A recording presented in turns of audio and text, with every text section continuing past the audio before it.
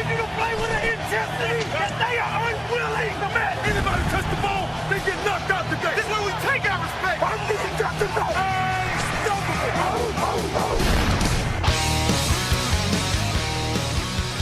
Bem-vindos ao podcast NFL Hoje. Meu nome é Gabriel Martins e aqui comigo hoje está o José Paulo Mendes. Tudo bem, Zé? Tudo ótimo, Gabriel. E com você? Tranquilo também, um pouquinho de sono, mas a gente está gravando aqui esse podcast na manhã. A gente sabe que a gente faz de tudo para trazer o podcast o mais rápido possível para os nossos ouvintes e leitores que querem saber tudo o que rolou aí na rodada de domingo. E a gente vai trazer aí todos os jogos, com destaque aí para grande vitória do Arizona Cardinals para cima dos Bengals, a vitória dos Packers ali, a vitória dos Broncos. E também a gente vai falar do futebol americano aqui no Brasil mesmo, né? A gente teve 2 jogos aí importantíssimos no cenário nacional. Tivemos um jogo no sábado na Arena Pantanal, um outro no domingo lá na Arena Pernambuco. E o Zé vai falar um pouco mais desses jogos pra gente. Mas foi uma tarde histórica, principalmente lá na Arena Pantanal, né, Zé? Sim, fim de semana de grandes jogos nacional, final da Liga Centro-Sul, final da Liga Nordeste. Na Liga Centro-Sul a gente vê provavelmente o maior público da história do futebol americano nacional, porque a gente diz provavelmente porque a gente não tem os dados de jogos mais antigos, mas é difícil você imaginar que algum jogo de futebol americano no Brasil tenha mais de 16 mil pessoas. Enquanto isso, e você viu aquele estádio maravilhoso, parecia que era fora, parecia que um time de lá ia fazer um jogo de pré-temporada aqui. Isso também vê a final do Nordeste, lá na Arena Pernambuco, que também teve bastante gente, e que o João Pessoa Spectros foi campeão em cima do Recife Mariners. E do outro lado, na Superliga Centro-Sul, você vê o Curitiba Crocodiles também sendo campeão, e o Cuiabá Arsenal perdendo esse jogo, infelizmente, para essa equipe que montou toda essa estrutura lá na Arena Pantanal. Então ficam os parabéns aqui para o Curitiba Crocodiles e o João Pessoa Spectros. Eu vi um número, eu não sei se... Quer dizer, li meio por alto, posso estar falando uma grande besteira aqui, mas eu acho que é bem plausível esse confronto aí lá na Arena Pantanal, que teve aí 16 mil, 17 mil, 15 mil pessoas e quebrados, 16 mil arredondando. Foi o maior público na Arena Pantanal, sem ser o Flamengo e Vasco, que teve aí alguns meses atrás, né? Então é bem impressionante, sim, ver que o futebol americano no Brasil já é uma realidade, muita gente já gosta, muita gente já tem um interesse em acompanhar o futebol americano aqui dentro mesmo, né? Não só na NFL, até ouvi alguns relatos que tinha muita gente com camisa de times da NFL lá no estádio, né? Muita gente com camisa dos Patriots, camisa dos Giants, camisa dos outros times aí mais tradicionais. Então bem legal ver que a NFL já passou um pouco daquele estágio embrionário aqui no Brasil, já é uma realidade, já é um dos esportes mais populares ali. A gente vê pela audiência que a gente tem na página, pela quantidade de jogos que transmitem na ESPN, no esporte interativo. Para mim, talvez seja aí já um dos esportes aí que já estejam quase chegando naquele segundo lugar, né? Que a gente sabe que o futebol da bola redonda nunca vai sair do primeiro lugar aqui no Brasil. Mas você pensar que o Brasil não tem definido aí um esporte número 2, quem sabe um dia o futebol americano possa ser ele. E a gente viu primeiro, o legal é que a gente viu 4 times bem tradicionais chegando nas finais, né? O Mariners, eu lembro que já tá jogando há bastante tempo. O Spectros, que talvez aí seja o time mais forte do Nordeste, ganhou vários já torneios lá no Nordeste. Ganhou todos os torneios do Nordeste na história, foram ganhados pelos Spectros. O pessoal lá da linda João Pessoa, uma cidade que eu gosto muito, já visitei algumas vezes.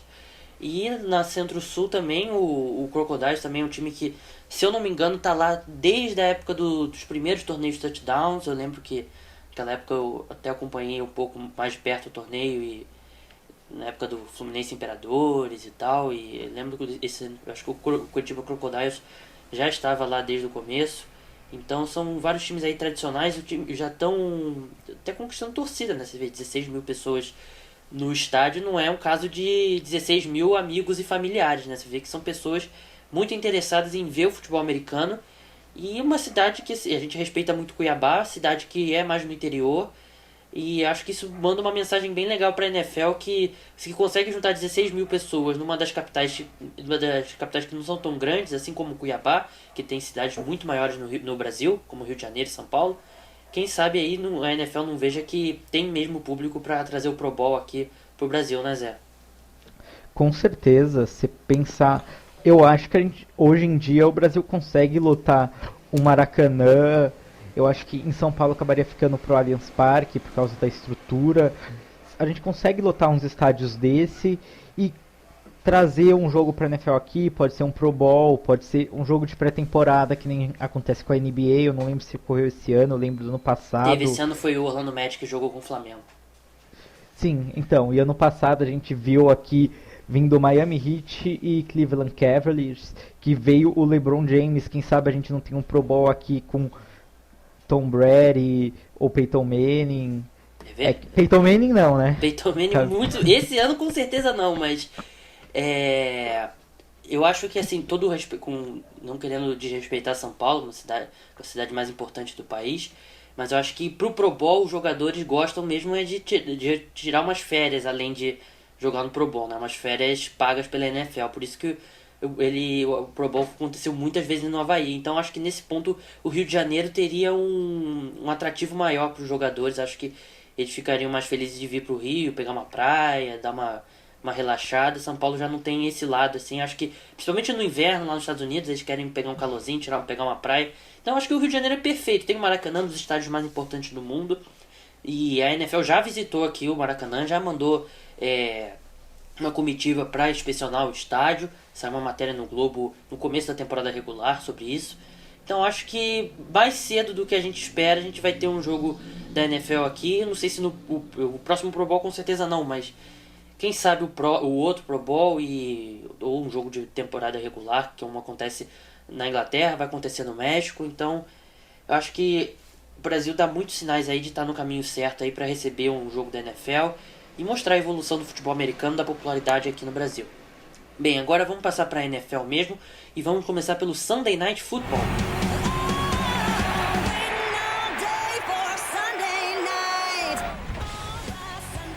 O Arizona Cardinals venceu o Cincinnati Bengals por 34-31. Mais um jogo com a lei do ex aí funcionando. O Carson Palmer até lançou 2 interceptações, mas lançou 4 touchdowns e comandou aquela campanha no final do jogo ali pro field goal da vitória do Cardinals. O Carson Palmer, mesmo com eu acho que os turnovers vão acontecer por causa do estilo de jogo do Arizona Cardinals, que é aquele jogo mais vertical, mais arrojado, né? São passes que correm esse risco mesmo. Eu acho que é um risco calculado aí até pela comissão técnica do Arizona Cardinals. E ele teve uma ótima partida e mesmo soube superar esses momentos complicados de jogo. O Andy Dalton também teve um bom jogo, acertou 22 de 39 passes, até um índice de acerto não tão bom, mas teve 315 jardas e 2 touchdowns. O Zé cobriu esse jogo, então ele pode falar um pouco melhor. Eu acho que mesmo essa derrota do Cincinnati Bengals, muita gente esperava, depois da derrota para o Houston Texans, falando que voltou aquele Cincinnati Bengals que nos jogos de prime time, nos jogos decisivos vai mal. Mas esse jogo, mesmo com a derrota do Cincinnati Bengals, pra mim não ficou essa sensação. Eu acho que o Cincinnati Bengals pegou um time dificílimo, talvez o melhor time da NFC ali, junto com o Carolina Panthers, e perdeu num jogo muito apertado, né? Eu acho que esse tipo de derrotas acontece, não significa necessariamente que o Cincinnati Bengals está voltando aquele Cincinnati Bengals do passado, né, Zé? Com certeza. Pegando o jogo inteiro, você vê que o Cincinnati Bengals ele começou muito bem e os Cardinals não começaram tão bem.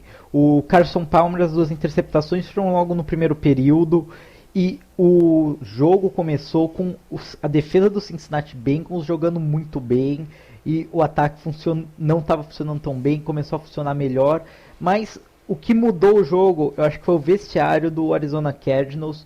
O Bruce Arians fez um trabalho muito bom com o ataque quando foi para o intervalo e o ataque dos Cardinals voltou muito bem, a defesa voltou muito bem e aí os Bengals demoraram um pouco a se encontrar no jogo, mas depois que tomaram os 3 touchdowns seguidos no terceiro período, a equipe se encontrou forças para ir lá e buscar o resultado, que é uma coisa que uma equipe que costuma amarelar nos jogos de prime time, Sunday Night Football, Monday Night Football, não costuma fazer, não costuma ir buscar um resultado depois de estar perdendo por 14 pontos.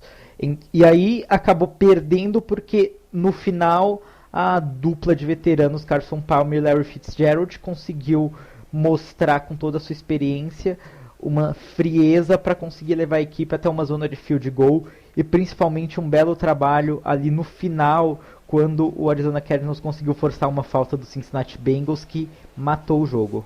E eu acho que o mais interessante foi que eles conseguiram aquela campanha sem tempo para pedir, né? Então foi um trabalho excepcional mesmo do Carson Palmer e do Larry Fitzgerald. E uma coisa que às vezes a gente passa meio desapercebido, né? O Arizona Cardinals estava sem o Jonathan Cooper, né? Um dos guardas titulares, foi draftado no primeiro round, se eu não me engano, há 2 anos atrás. Perdeu o Mike Hilpati durante o jogo ali, ele chegou a sair por causa de um problema ali. A gente lembra que ele saiu de ambulância no jogo contra o Seattle Seahawks e conseguiu voltar, até surpreendeu, porque eu achei que ele não fosse jogar. E você perde seus 2 guardas titulares e você vai jogar com uma defesa contra uma defesa que tem o Dino Atkins, talvez aí o melhor defensive tackle da temporada. É muito difícil você superar isso e o Arizona Cardinals conseguiu. Larry Fitzgerald, uma temporada fantástica, ele atingiu ontem 13 mil jardas, se tornou o terceiro recebedor mais jovem a conseguir essa marca. Ele só ficou atrás de Jerry Rice e Randy Moss, né? Então acho que é um bom clube para você estar ali, né? E o Arizona Cardinals continua aí mostrando muita força. Antes desses jogos no prime time, o Arizona Cardinals chegou a não jogar tão bem contra alguns times mais fracos, mas é um time que está crescendo o seu futebol contra times mais importantes, né? Contra times mais fortes. É um time completo e engraçado até como na última temporada foi um dos jogos mais deprimentes dos playoffs, né? O Arizona Cardinals e o Carolina Panthers. E eu ficaria muito surpreso esse ano se não fosse a final da NFC, Cardinals e Panthers. Não sei a opinião do Zé. Então, eu não ficaria muito surpreso por causa do Aaron Rodgers e do Green Bay Packers, que ontem voltaram a jogar bem, mas esse é assunto pra gente falar depois, porque você tendo Aaron Rodgers na sua divisão, na sua conferência, é sempre um perigo ele conseguir levar a equipe dele aos playoffs, mas tirando essa exceção, não seria surpresa nenhuma essa final de conferência. Bem, como o Zé falou agora, vamos passar pro jogo Green Bay Packers e Minnesota Vikings lá em Minnesota. O Green Bay Packers ganhou de 30-13, mas eu vou começar logo discordando do Zé, porque eu não achei que o Aaron Rodgers jogou tão bem assim não. Eu achei que o ataque teve os mesmos problemas aí que vinha tendo o ataque aéreo principalmente, né, nas últimas rodadas. A diferença foi que o Eddie Lacy voltou a jogar bem, né? Ele teve 22 corridas para 100 jardas, não teve nenhum touchdown, mas correu muito bem com a bola. E acho que fez uma grande diferença, mas eu continuei vendo os recebedores dropando alguns passes fáceis. Eu continuei vendo o Aaron Rodgers não confiando neles e a gente vê pelos números, né? Ele acertou 16 de 34 passes, que é um índice de aproveitamento aí bem baixo, abaixo dos 50%. Então acho que o ataque do Green Bay Packers, a diferença foi que o Eddie Lacy voltou a jogar bem. Acho que isso deu um alívio, né, pro Aaron Rodgers um pouco, poder contar um pouco aí com o jogo terrestre. E o que prejudicou o Minnesota Vikings, além do Adrian Peterson não ter jogado bem, né, 13 corridas para 45 jardas, isso a gente coloca mais méritos na defesa do Green Bay Packers, mas o Minnesota Vikings, que era um dos times que menos cometia faltas na NFL, teve mais de 110 jardas de faltas durante o jogo. Então é como se o Minnesota Vikings tivesse dado de bandeja para o Green Bay Packers, além do Eddie Lacy com mais de 100 jardas terrestres, como se tivesse dado outro running back com 100 jardas terrestres de graça para o Green Bay Packers. Acho que isso que acabou fazendo a diferença, porque em campo em si os times não foram tão diferentes assim. Eu acho que isso pesou muito pro Green Bay Packers e pesou muito contra o Minnesota Vikings. Eu concordo com muita coisa que você falou, principalmente que os wide receivers dos Packers droparam muito a bola. Mas o Aaron Rodgers, você pode ver, se pegar vários lances do jogo, ele faz a parte dele. Eu acho que o maior exemplo que o Rodgers está fazendo a parte dele é o touchdown do James Jones. Porque ele escapa da pressão, ele corre e ele faz um lançamento ali que é uma jogada que você pensa que só dá pra fazer no Maiden, que é o quarterback correndo e lançando a bola no cantinho e o wide receiver conseguindo fazer a recepção. Os Packers, se conseguirem segurar essa bola, são sempre uma equipe perigosa. E o Minnesota Vikings sofreu com o Adrian Peterson não sendo muito bem marcado, com a defesa dos Packers tendo uma excelente atuação. De novo, Haha Clinton-Dix jogando muito bem. De novo, o outro calouro que eles draftaram esse ano, que é o Demarius Randall, também muito bem. E ele já decidiu vários jogos dessa temporada. Aquele jogo, por exemplo, contra os Chargers, ele conseguiu no finalzinho ser importantíssimo para garantir a vitória da equipe. Essa defesa dos Packers está começando a se acertar, está começando a me agradar muito. E o ataque, com o Ed Lacy voltando a jogar bem, se os wide receivers segurarem a bola, é difícil segurar esse Green Bay Packers, que não tem tantos jogos difíceis agora pela frente. O que eu quis dizer sobre o Aaron Rodgers é que eu não vi muita diferença dele para as últimas rodadas, que ele não tem necessariamente jogado mal, mas ele também não tem sido espetacular. E até eu estava vendo o Chris Wesseling do NFL.com, ele que analisa muito bem quarterbacks e tal. E o Aaron Rodgers ele tem uma capacidade incrível de passar a bola desequilibrado, passar a bola de ângulos diferentes mas isso é algo a mais, né? Só que ele estava acabando fazendo isso muito, né? Ele estava dependendo muito disso, então a gente sabe que nem sempre isso funciona, não tem um índice de acerto muito grande. Então acho que o Aaron Rodgers caiu em alguns hábitos aí ruins, que dá pra ver mesmo. Eu acho que ele não tá jogando tão bem quanto a gente espera, mas ele tá jogando bem. A culpa principal é dos recebedores, como o Zé falou, eu não tenho muita dúvida disso. Bem, vamos passar agora pro próximo jogo. Ô, Gabriel, diga. Eu acho que isso pode ser um jogo fundamental para... O que pode ser fundamental pro Aaron Rodgers é que os próximos 2 jogos dele são no prime time, contra o Detroit Lions daqui 2 semanas e contra o Chicago Bears semana que vem, que é o jogo que a gente vai falar agora deles contra os Broncos. Agora vamos falar da vitória do Denver Broncos para cima do Chicago Bears, né? O Denver Broncos venceu por 17-15. O Chicago Bears aí vem sendo uma surpresa da temporada, jogando bem. Mesmo ontem, mesmo no domingo não jogou tão mal assim. Eu acho que deu azar aí de pegar a defesa do Denver Broncos de volta aí jogando o melhor futebol deles. E acho que o que todo mundo quer saber, o principal destaque desse jogo aí, o principal assunto desse jogo é o Brock Osweiler, né? Ele substituiu o Peyton Manning. Teve um bom jogo, 20 de 27 passos completados para 250 jardas e 2 touchdowns.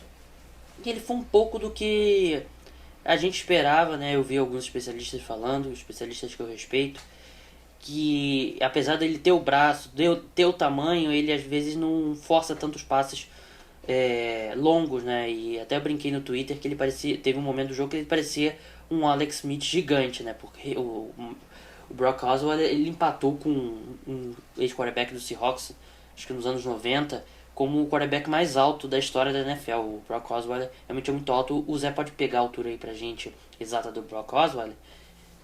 Mas assim, não achei que ele fez nada de espetacular. O primeiro passe para touchdown dele de 40 jardas foi todo mérito do Demarius Thomas. Ele mostrou uma movimentação boa no pocket, deu um passe curto. E o Demarius Thomas, a gente sabe que é um dos melhores recebedores na NFL com a bola nas mãos, né? Mas assim, em geral a atuação dele foi melhor que as atuações que o Peyton Manning vinha tendo. Mas eu não sei se vai ser suficiente para manter esse cargo de titular. Principalmente que o próximo jogo é contra o New England Patriots. A gente sabe que o Peyton Manning é um cara muito competitivo e vai querer jogar com o Tom Brady. Eu acho que ele vai forçar uma barra para tentar voltar. Não sei se vai ser possível, mas eu acho que esse ataque até funcionou um pouco melhor. Tirando o jogo dos Colts, que foi a melhor atuação do Peyton Manning na temporada, os outros jogos eu acho que o Brock Osweiler ainda se colocou um pouco acima um pouco não, até bastante acima, não lançou turnovers. Mas mesmo assim ele não fez nada de espetacular. E do lado dos Bears, né, o Jay Cutler, até os números engana um pouco. Ele teve 18 de 32 passes para 265 jardas e uma interceptação. Eu não achei que ele jogou tão mal quanto esses números sugerem. Eu acho que ele enfrentou uma defesa muito dura, uma defesa muito difícil, como a do Denver Broncos, que ela foi colocada em umas situações complicadas contra os Colts, foram 5 turnovers, né, 5 interceptações, e acabou tendo os números prejudicados, mas eu acho que em geral a defesa dos Broncos é a melhor da temporada, e com o ataque colaborando um pouquinho, voltou a jogar bem. Zé, você pegou a altura do Brock Osweiler pra gente? Sim, são 6 pés e 8 polegadas. Isso em metros dá 2 metros e 3 centímetros de altura. Era impressionante porque parecia que ele podia passar por cima dar o passo por cima da linha ofensiva sem se preocupar em achar as janelas ali, porque ele era muito mais alto que os jogadores ao redor dele. Acho que deve ser até uma vantagem você poder passar por cima da sua linha ofensiva, né? Algo que o Johnny Manziel e o Russell Wilson não podem nem sonhar. Sim, mas você vê que ele faz praticamente justamente o contrário. Ele tenta o passe mais curto. Eu não vi muitos lances do jogo, só que às vezes essa altura também prejudica ele. Que eu acredito que foi o que aconteceu. Também pode ter sido a falta de experiência. Numa 4ª-1, se eu não me engano, que ele fez o handoff pro Ronnie Hillman e o Hillman tropeçou nele e acabou não conseguindo fazer o passe pro correr pra endzone e fazer o touchdown. Na verdade, pra correr pro first down, né? Ele tropeçou na perna ali do Brock Osweiler. Eu acho que com um quarterback aí de mais de 2 metros de altura, você tem que tentar o quarterback sneak, né? Você pula por cima, ele estica o braço, com certeza ele consegue uma jarda. Que só ele mesmo deitado no chão já são quase 4 jardas aí. Então acho que ele realmente, é como o Zé falou, ele é muito inexperiente, né? Ele foi draftado em 2012, mas foi o primeiro jogo dele como titular, então acho que aos poucos ele pode ir evoluindo. Eu só não sei se ele fez. Nesse jogo, eu acho que ele não fez o suficiente para garantir a titularidade mesmo com o Peyton Manning saudável. Mas vamos ver aí o que a comissão técnica vai decidir, porque é um jogo muito complicado aí na próxima rodada contra os Patriots, para você colocar um Peyton Manning que não está 100%. Bem, vamos passar para mais um jogo importante aí da rodada. O Indianapolis Colts conseguiu vencer o Atlanta Falcons por 24-21, sem o Andrew Luck, com o Matt Hasselbeck. Hasselbeck 3-0 aí na temporada, 3 vitórias aí. É impressionante, o Atlanta Falcons pegou vários times com quarterbacks reservas. Pensando aqui rapidamente, pegou o Dallas Cowboys já com o Brandon Weeden, pegou o San Francisco 49ers com o Ben Gabbert, pegou o Tennessee Titans com o Zach Mettenberg, e agora pegou o Colts com o Hasselbeck. E mesmo assim o Atlanta Falcons continua aí em queda livre. Os Colts não jogaram bem, mas conseguiram a vitória. Sim, dos últimos jogos dos Falcons, depois daquela sequência de 5 vitórias seguidas, a equipe só conseguiu vencer o Tennessee Titans em um jogo muito fraco, por 10-7. Isso quer dizer, os ataques de nenhuma das duas equipes funcionou. Se eu não me engano, os Titans nesse jogo eles também estavam sem o Marcus Mariota. Foi o que foi o Zach Mettenberg que estava nesse jogo. Sim, então, é absurda a queda que tem o Atlanta Falcons. O Matt Ryan lançou 3 interceptações ontem. Aquela interceptação conseguida pelo DeQuell Jackson foi o momento em que mudou o jogo, porque ali recuperou muito a moral os Colts. E o jogo corrido sentiu muito a falta do Devonta Freeman, porque em 3 corridas ele conseguiu 43 jardas, enquanto o Tevin Coleman, que é o reserva, teve que correr 17 vezes para conseguir 48. É absurda a queda que tem esse Atlanta Falcons, e quem tem conseguido, o único jogador que tem mantido o nível das primeiras atuações é o Julio Jones, mas é aquela história. No começo da temporada, quantas vezes a gente não viu essa equipe do Atlanta Falcons começar a perder num jogo por muitos pontos e virar no finalzinho, que já levantava dúvidas, e agora essa sequência de derrotas, principalmente, e uma derrota para os Colts, que lembrou muito esse começo de temporada do Atlanta Falcons, perdendo jogos no finalzinho. Eu agora falando um pouquinho dos Colts, eu acho que o Matt Hasselbeck não jogou tão bem quanto os outros 2 jogos, lançou 2 interceptações. O jogo terrestre não funcionou tão bem, mas o Ahmad Bradshaw e o Frank Gore até jogaram bem recebendo a bola. E eu acho que assim, a vitória é importante, claro, porque a AFC Sul está bem apertada. Mas os Colts não jogaram bem, né? Não ficou nem perto do nível que apresentou contra o Denver Broncos. E eu acho que abre aí um sinal de alerta pro Indianapolis Colts, porque o Houston Texans agora está mostrando sinais de vida, então não vai ser tão fácil assim vencer essa divisão.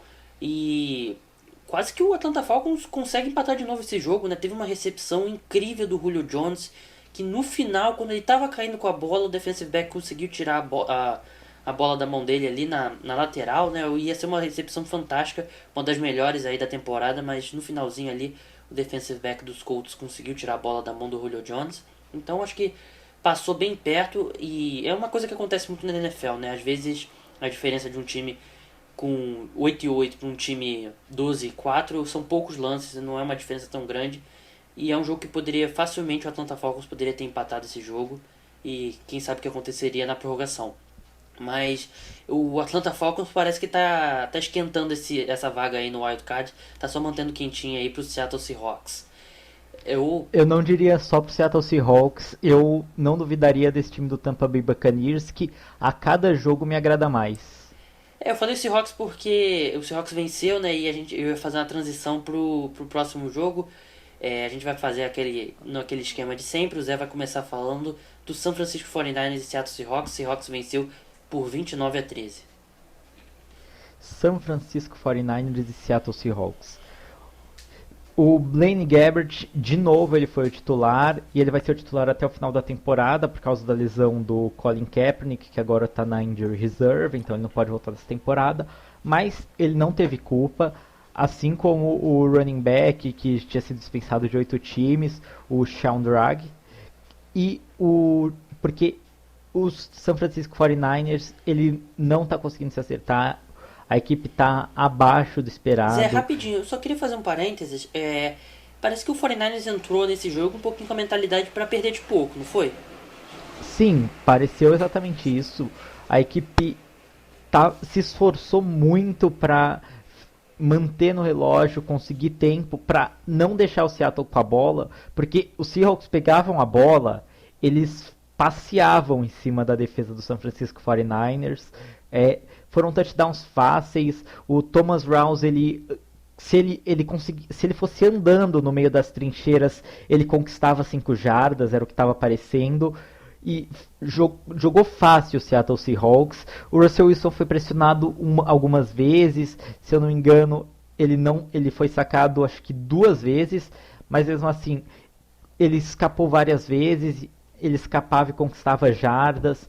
O Doug Baldwin teve um lance que eu acho que simbolizou o jogo, porque ele ia pisar fora do campo, aí um jogador do 49ers acabou indo para fora do campo, e aí ele bateu nesse jogador do 49ers e continuou um campo e ganhou mais algumas jardas.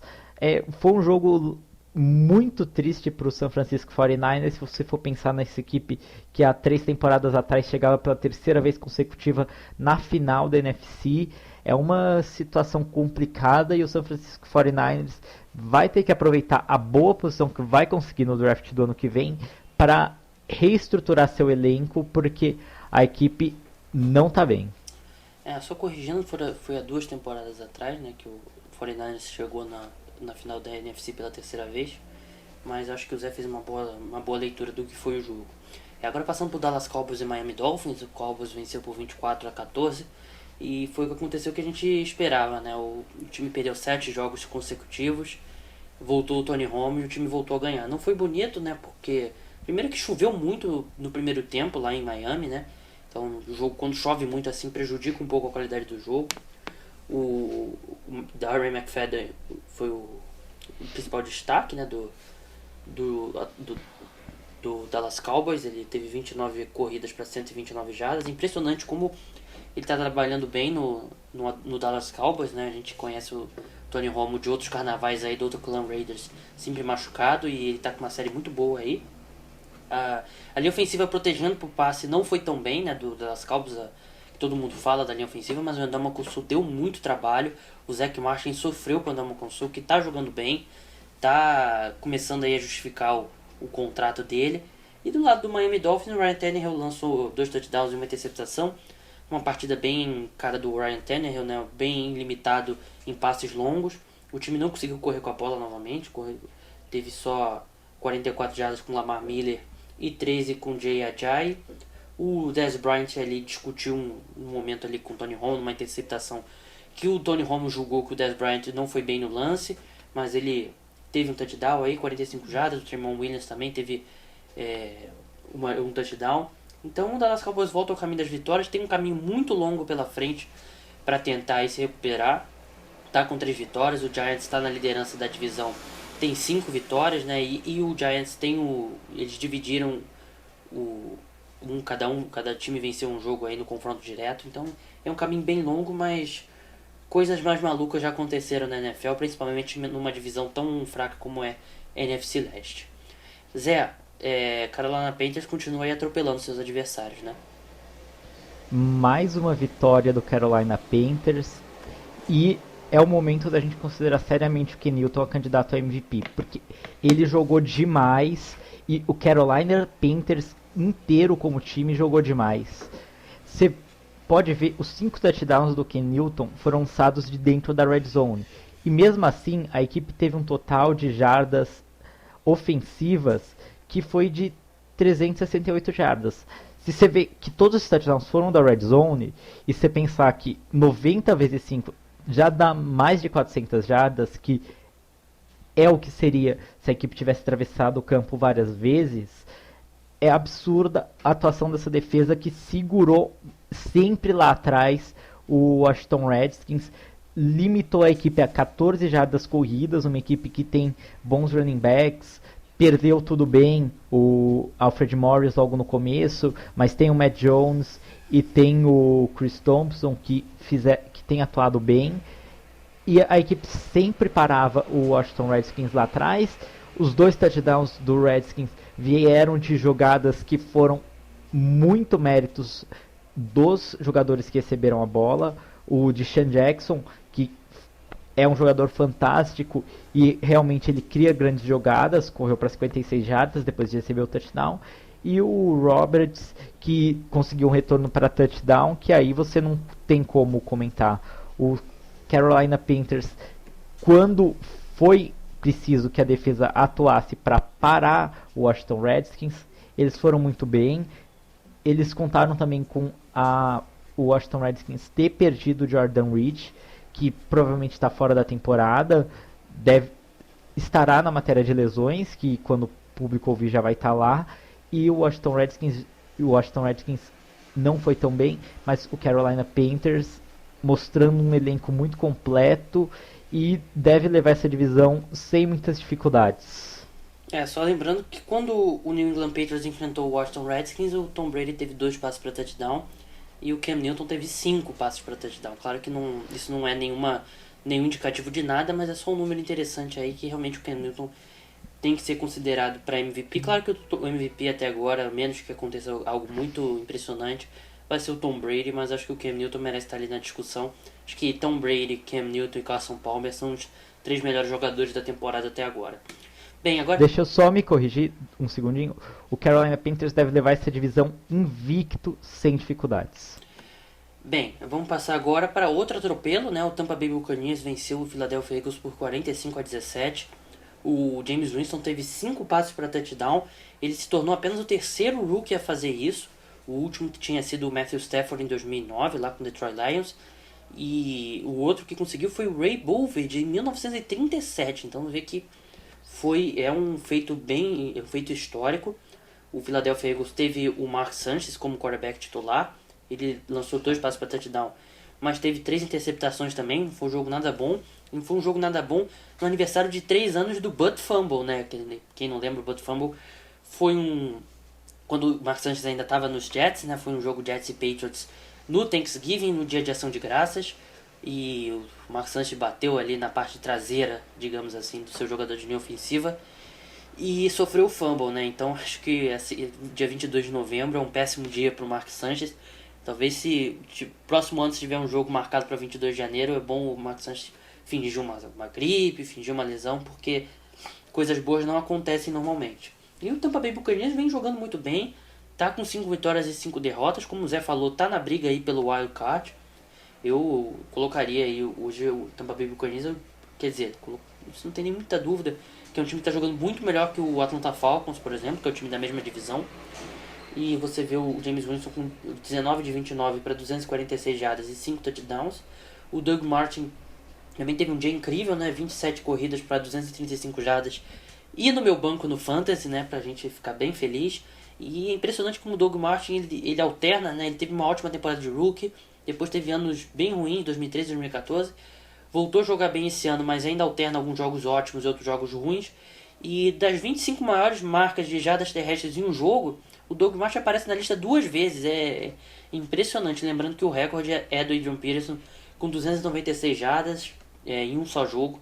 O Doug Martin ainda ficou aí 60 jardas atrás desse recorde, mas vem tendo aí uma boa temporada, só precisa ser um pouco mais consistente. Zé, New York Jets 17, Houston Texans 24. Um bom jogo do Houston Texans, mais um bom jogo. O DeAndre Hopkins está jogando demais, igualou o recorde de touchdowns numa só temporada que era do Henry Johnson, e ainda tem 6 jogos pela frente, e jogando muito bem essa defesa. J.J. Watt voando, jogou demais ontem, conseguiu 2 sacks, assumiu a liderança de sacks da temporada e tá jogando muito bem, conseguiu colocar muita pressão no Ryan Fitzpatrick, foi importante para parar o jogo corrido do New York Jets, que mais uma vez não foi bem, mas a derrota é uma pena pelo tanto que o Fitzpatrick se esforçou em campo. Ele passou por uma cirurgia tem pouco tempo e mesmo assim foi em campo, foi durão, tomou porrada e continuou em campo, não ligou, correu para touchdown. E o touchdown que ele correu foi de 6 jardas, mas ele foi com tudo, ele não teve medo da defesa que tem J.J. Watt do outro lado, ele foi para cima e entrou na endzone numa bela corrida, a corrida que a gente chama de draw, que parece que ele vai lançar e correr, e ele foi assim, ele abaixou a cabeça e foi para endzone. É um jogador assim impressionante como ele é durão, e o New York Jets começa a cair e o Houston Texans começa a ameaçar os Colts na NFC Sul. Eles podem ganhar, principalmente se o DeAndre Hopkins continuar nesse nível. E você vê o Houston Texans mostrando algumas jogadas mais interessantes. A gente tem que lembrar que o Bill O'Brien era coordenador ofensivo do New England Patriots, e o New England Patriots sempre teve umas jogadas interessantes ofensivas.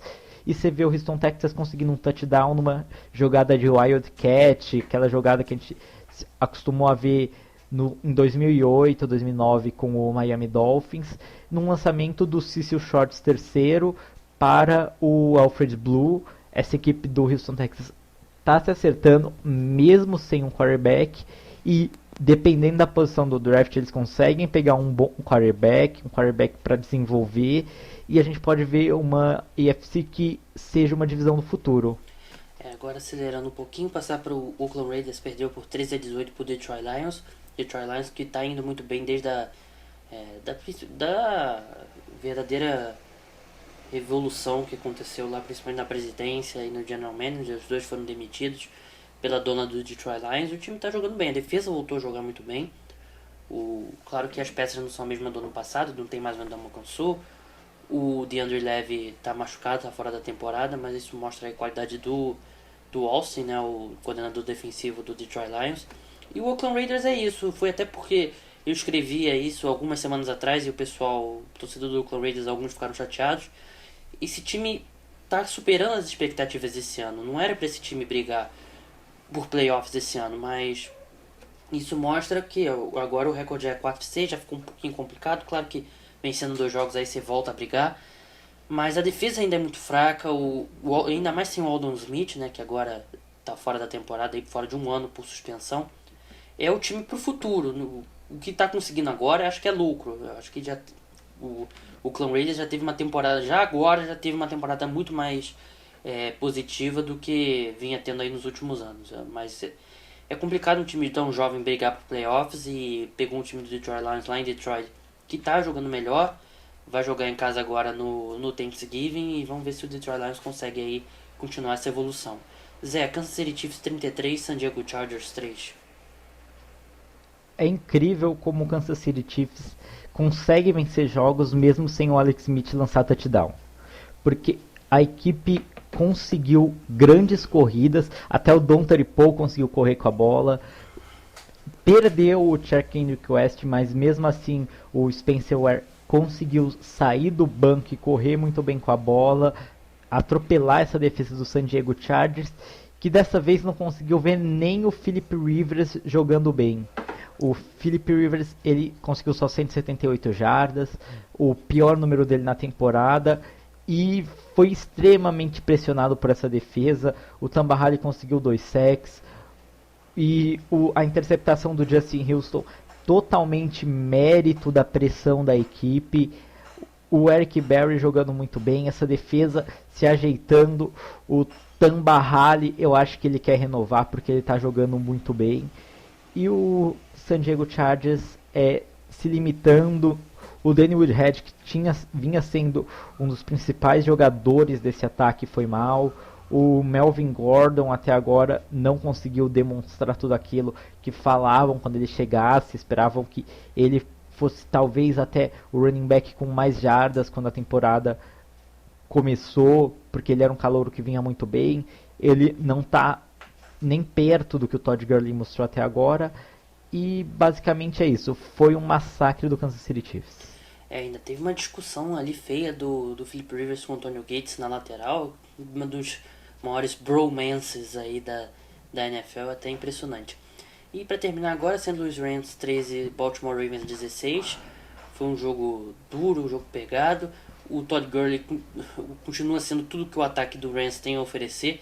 Ele correu com a bola 25 vezes e teve 65 jardas, se eu não me engano.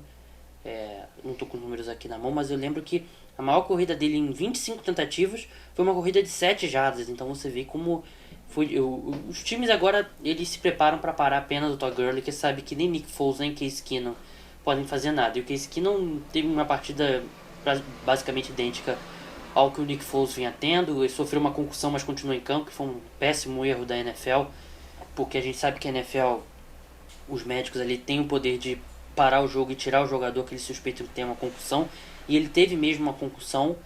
Então acho que a NFL fala tanto de segurança, tão rígida para alguns assuntos, tem que manter a rigidez em outros assuntos também tão importantes como a saúde dos jogadores.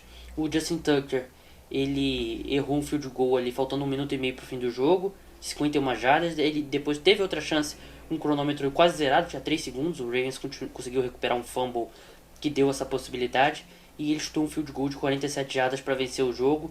O Justin Tucker é o melhor kicker da NFL, acho que não tem muita dúvida quanto a isso. Claro que o vencer foi bom para o Baltimore Ravens, mas não trouxe muitas boas notícias, né? Eu acho que essa vitória é impressionante, uma vitória que acabou a temporada do Baltimore Ravens, né? Teve a lesão do Justin Forsett, que ele quebrou o braço, até tem uma foto bem feia rolando aí na internet do braço quebrado dele. E o Joe Flacco também, ele rompeu o ligamento cruzado anterior do joelho, e impressionante que ele rompeu o ligamento e voltou e jogou mais 2 jogadas, né? Então ele jogou aí as jogadas com o ligamento cruzado. Eu já rompi o ligamento cruzado e sei que assim, dói, mas não chega nem perto de uma fratura. Mas claro que é uma dor aí que você não consegue continuar em campo. E o Joe Flacco aí mostrou ser um cara bem resistente à dor. Ele que, desde que entrou na NFL, nunca perdeu um jogo, né? Se não me engano, ele é titular desde a primeira semana dele com o Baltimore Ravens. E agora vai acabar com essa série aí. Eu escrevi uma matéria agora sobre isso. Se eu não me engano, eram 120 e poucos jogos. Eu posso até pegar o número depois. Mas acho que o Baltimore Ravens, mesmo com a vitória aí, já começa a pensar em 2016. Esse foi o nosso programa de segunda-feira. Falamos de tudo que rolou no futebol americano na NFL e no Brasil também. Zé, antes de terminar, você quer falar alguma coisa? Agradecer o apoio, e deve ter um pessoal novo ouvindo, porque a gente conseguiu mais 150 curtidas nessas últimas 24, 48 horas, e desde então esse é o nosso primeiro podcast. Então bem-vindo a essa galera nova que deve estar chegando, e também recomendar que a partir de amanhã já vai estar disponível o Playoff Machine da ESPN americana, que você vai poder simular os jogos até o final da temporada para saber quem vai aos playoffs, e é uma experiência que eu acho que todo mundo gosta de fazer. É tipo aquele simulador do Campeonato Brasileiro, algo do tipo? Sim, você só simula, mas você simula só quem vai ganhar, você não simula o resultado, que é o simular quem vai ganhar o mais importante na NFL, e aí você consegue ver quem vai para os playoffs. A gente também vai postar na página depois, porque é algo que todo mundo gosta de fazer. Depois a gente pode fazer até os nossos mesmos, tá? Que os nossos palpites aí a gente já mudou uma vez e novamente começaram a ficar ruins. Eu achei que o Minnesota Vikings ia dar uma caída, mas isso é para outro podcast. Bem, meu nome é Gabriel Martins, você esteve comigo e com José Paulo Mendes. Na quarta-feira a gente volta aí com mais um podcast para falar de tudo que tá rolando na NFL. Até lá, tchau!